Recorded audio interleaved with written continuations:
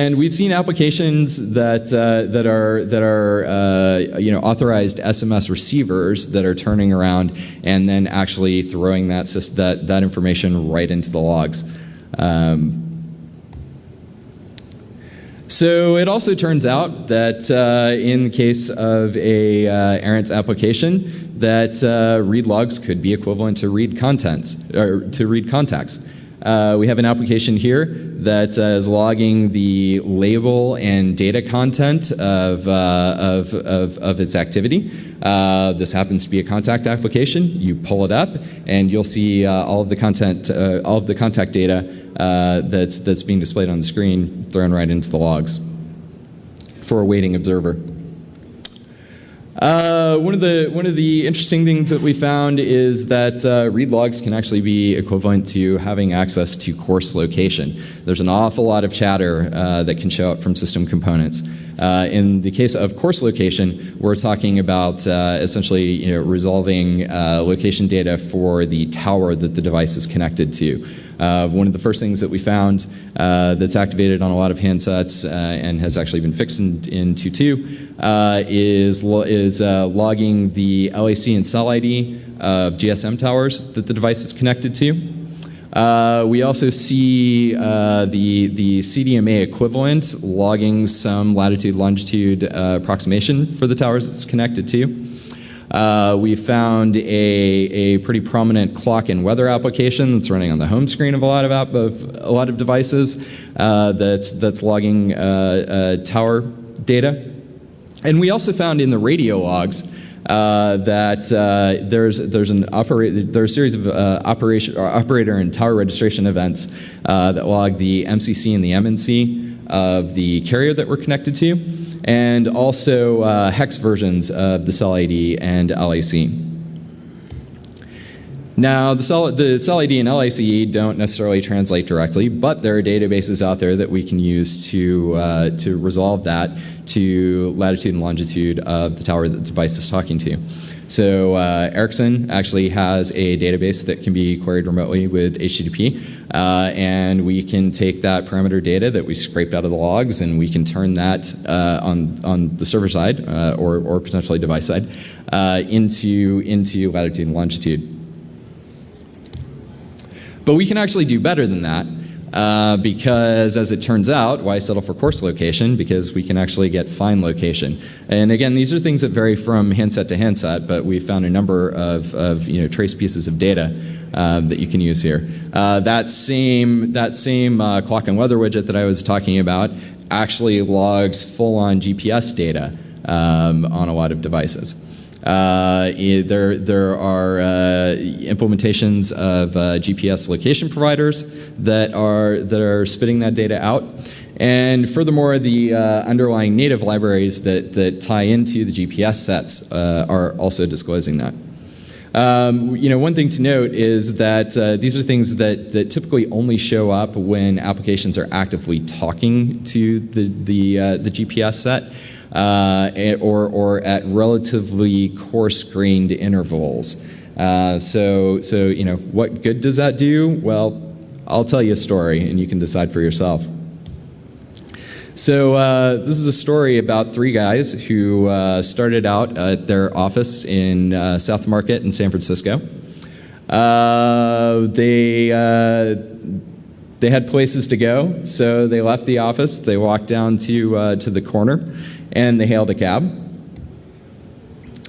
They got into the cab and started heading down 101 toward San Francisco International Airport. Pretty chatty cab driver. At some point, one of them got bored, pulled up Google Maps to see how far along they were, and we got a location snapshot.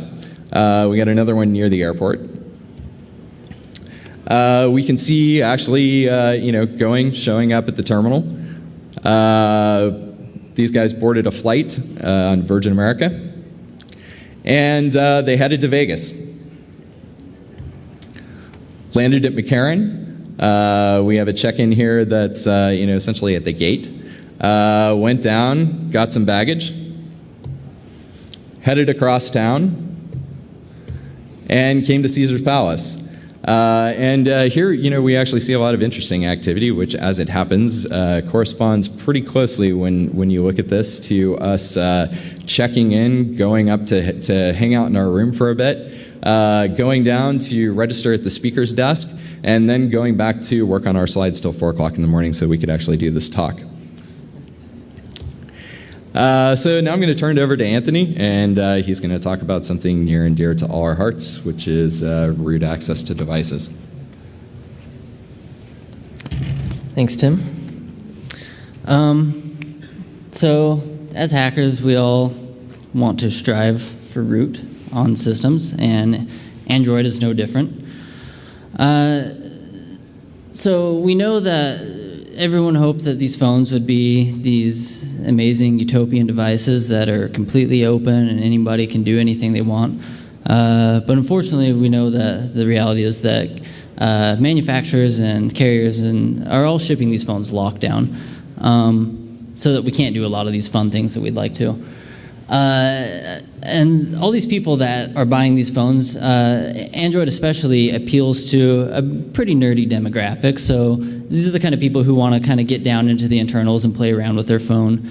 So there are entire communities that are developing around the idea of being able to root your phone so that you can mod it, put on custom images, basically do whatever you want with it. To the point where we have third-party ROMs that are available for people to install and have a lot more fun with their phones. So what are some ways that people can go about getting root on these phones? We know that Android's running on a Linux kernel.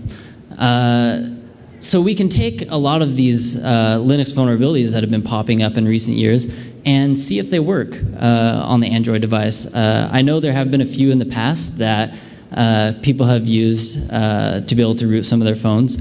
And we can kind of just go through a lot of old databases of vulnerabilities and kind of compare them to a lot of the major releases of Android and see if any of those would apply. Here we have all the different kernel versions that each major release is using, with Gingerbread in the future ideally released in Q4 this year. That will either be using 2.6.3.3 or 3.4, depending on whatever they decide to use. Another way is we can leverage old libraries that are shipping on these systems. So there's various imaging libraries and some other stuff that are going, they're basically shipping out the door unpatched or very old versions. You can kind of follow some of the full disclosure mailing lists and monitor some of these libraries that we know are shipping on these phones and see if any new vulnerabilities pop up on these. SUID binaries are something that most Linux systems are going to have. These have been leveraged in the past to be able to root. I believe the Evo 4G was recently rooted using vulnerable SUID binary. So, I mean, typically anything that people have been doing in the past to attack Linux are things that we can do nowadays on Android. So let's talk about something specific here.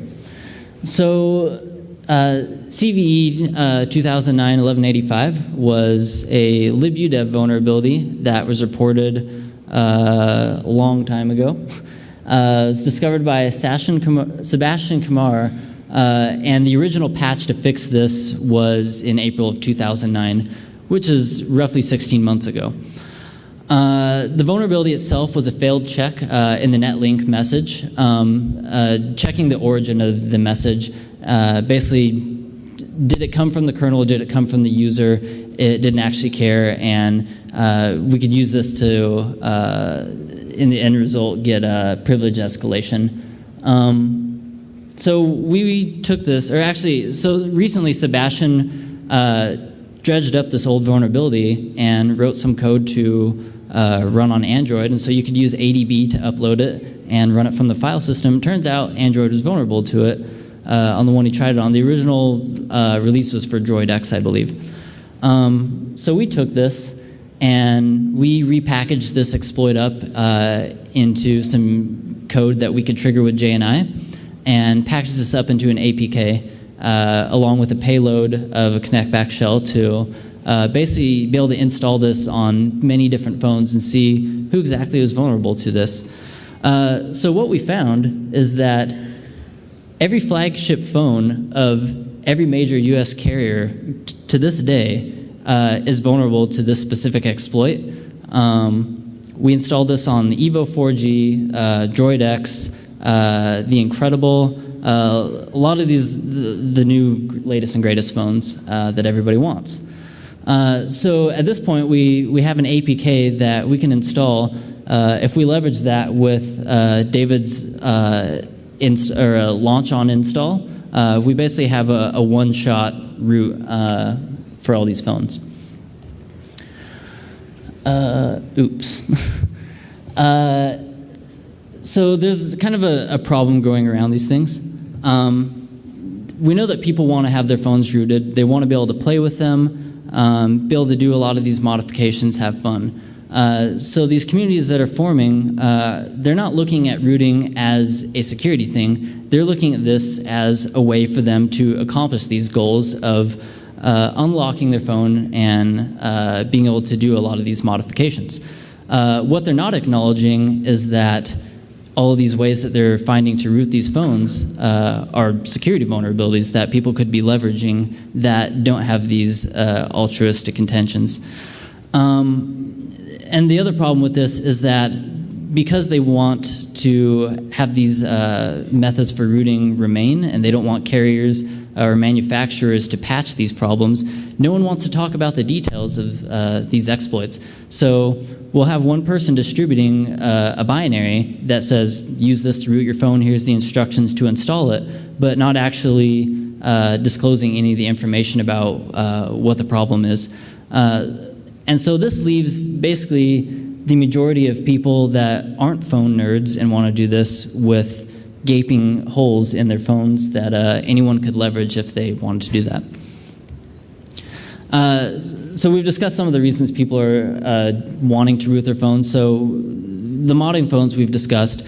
Another one of the problems is the patching process is slow. Android is coming out with major releases relatively fast compared to other mobile phone platforms. But the problem is that a lot of these manufacturers and the carriers are doing a lot of their own custom modifications to extend the system and add a lot more functionality on top of Android proper. And it takes them a while to take all these changes and patch them up to the latest version. And so you have people who end up buying a 1.6 phone, and 2 months later, 2.0 or 2.1 phones are available, and they don't see an update for over a year or a year and a half to be able to use that. So if they root their phone, they can install these custom images and be able to have access to the latest releases. Also, people are going to do this just for features like tethering, things that they want to be able to do that maybe their carrier doesn't provide them, or if they want to skirt around and do this without having to pay. That's another motivation. So that's kind of wraps up the problem with all the rooting, the community surrounding that. And so let's talk about some of the things that everyone can do to kind of avoid a lot of the problems that we've talked about today. As a user, we've kind of discussed that a lack of permission does not necessarily mean that the app can't do that. If you install a game that doesn't say it's accessing content data and shipping that off to some server, that doesn't necessarily mean that it's not doing that. And